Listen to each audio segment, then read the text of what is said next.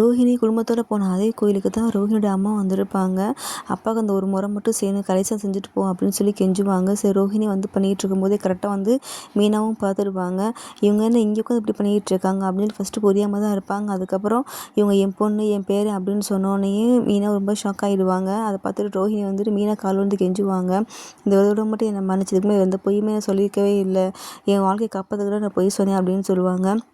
நீ நல்லவளாக இருந்தால் நீ பணக்காரி இல்லைன்னு எப்போ சொன்னியோ அப்போயே உன்னை பற்றி எல்லா விஷயமும் சொல்லியிருக்கணும். நீ உன் புருஷனையும் சேர்த்து ஏமாற்றிட்டு இருக்க, உங்கள் தப்பாக தெரியல அப்படின்னு சொல்லுவாங்க.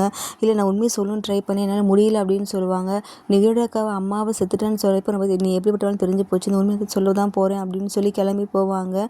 கிறிஷோட பாட்டு எல்லாமே வந்து கெஞ்சுவாங்க. மீனை ஒத்துக்கவே மாட்டாங்க. ரோஹிணி வந்து என்னை பற்றி உண்மையை நீ வீட்டில் சொல்லிட்டு வரதுக்குள்ளே இங்கே உயிரோட இருக்கவே மாட்டேன் அப்படின்னு சொல்லி கத்துவாங்க. நீயா சாகுவ, எப்படி ஆளனியா இருக்க, நீ எல்லாத்தையும் கொண்டுட்டு தான் நீ சாகுவ அப்படின்னு சொல்லிட்டு உண்மையாக சொல்ல தான் போகிறேன் அப்படின்னு சொல்லி கிளம்பி போகிறாங்க. ஓகே, நடக்கும், வெயிட் பண்ணி பார்ப்போம். தேங்க்யூ.